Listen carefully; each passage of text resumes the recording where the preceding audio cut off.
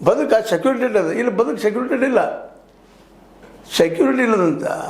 ಅದೇ ಕಾಲಕ್ಕೆ ಯಾವುದೇ ಭರವಸೆ, ಯಾವುದೇ ಒಂದು ಒಪ್ಪಂದದಂಥ ಉದ್ಯೋಗಗಳು ಇವತ್ತು ಕೆಲಸಕ್ಕೆ ಕರೆದ್ರೆ ಹೋಗೋದು. ಈ 90% ಜನರ ಪರಿಸ್ಥಿತಿ ಹೇಳ್ತಾ ಇದ್ದೀವಿ.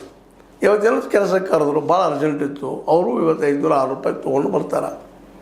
ಆದರೆ 500-600 ರೂಪಾಯಿ ಪ್ರತಿದಿನವೂ ಸಿಗ್ತದೇನು, ಮತ್ತು ಮರುದಿವ್ಸ ಇಲ್ಲ, ಉದ್ಯೋಗ ಇಲ್ಲ. ಮತ್ತು ಕರೆದಾಗು ಮತ್ತು ಇನ್ನುಳಿದ ಯಾವ ಸೌಲಭ್ಯಗಳಿಲ್ಲ, ಇಂಟೆನ್ಸಿವ್ ಇಲ್ಲ, ಆರೋಗ್ಯದ ಬಗ್ಗೆ ಇಲ್ಲ, ಮತ್ತೊಂದ್ರ ಬಗ್ಗೆ ಇಲ್ಲ. ಏನೋ ಒಂದಿಷ್ಟು ಕೆಲವು ಹಳೆಯ ಪಳಿಯುಳಿಕೆಗಳು ಉಳಿದಾವೆ. ಆದರೆ ಇವತ್ತು ಕಾರ್ಪೊರೇಟ್ ಜಗತ್ತಿನಲ್ಲಿ ಮಾತ್ರ ಅಲ್ಲಿ ಯಾವುದೇ ಇಂಡಸ್ಟ್ರಿ ಇಲ್ಲ, ಯಾವುದೂ ಇಲ್ಲ, ಅಲ್ಲಿ ಏನೂ ಇಲ್ಲ. ಬಂದು ದಿನ ಪಗಾರ ತೊಗೊಳೋದು, ಕಾಂಟ್ರಾಕ್ಟ್ ಲೇಬರ್ ಹೊಸದು ಉಟ್ಕೊಂಡೋದೇ. ಇವತ್ತು ಕೆಲಸದಾಗ ಕರೀದು ಅವು ಹೇಳೋದು ಅಲ್ಲಿ ರೆಕ್ಕಿ ನಾವು ಏಜೆಂಟ್ ಅವ ಕಾಂಟ್ರಾಕ್ಟ್ ಮಾಡೋ ನಮಗೆ ಇವತ್ತು ತಾಳೆ ಬೇಕಪ್ಪ, ನಾವು ಬರ್ತಾನೆ, ನೀವು 500-1000 ಅವು ಕೊಡ್ತೀರಿ, 2 ತಾಸು 10 ತಾಸು ದುಡಿಸ್ತಾನ, ಅದ್ರಾಗ 200-300 ಅವು ಪರ್ಸೆಂಟೇಜ್. ಹೀಗೆಲ್ಲ ಇದ್ದಾಗ ಯಾವ ರೀತಿ ಬದುಕುದ್ರಿ? ಬೆಲೆ ಏರಿಕೆ ಒಂದು ಮಾರ್ಕೆಟ್ ನೀವು ಹೋದ್ರೆ ಗೊತ್ತಾಗಿ ಆಗ್ತದೆ. ಒಂದು ಚಹಾ 10 ರೂಪಾಯಿಗಳಿಗೆ ಎಲ್ಲೂ ಸಿಗ್ತಾ ಇಲ್ಲ ಇವತ್ತು. 10, 15, 20.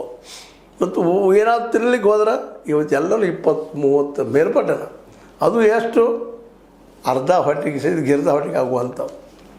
ಪೂರ್ತಿ ಹೊಟ್ಟೆ ಊಟ ಮಾಡ್ತಾರಪ್ಪ ಅಂತಂದ್ರೆ ಇವತ್ತು ಒಂದು ಊಟಕ್ಕೆ ನಾವು ಮಿನಿಮಮ್ ಭಾಳ ಕಡಿಮೆ ಅಂದರೂ 80-100 ರೂಪಾಯಿ ಹಚ್ಚಿ ಸಾದಾ ಊಟ.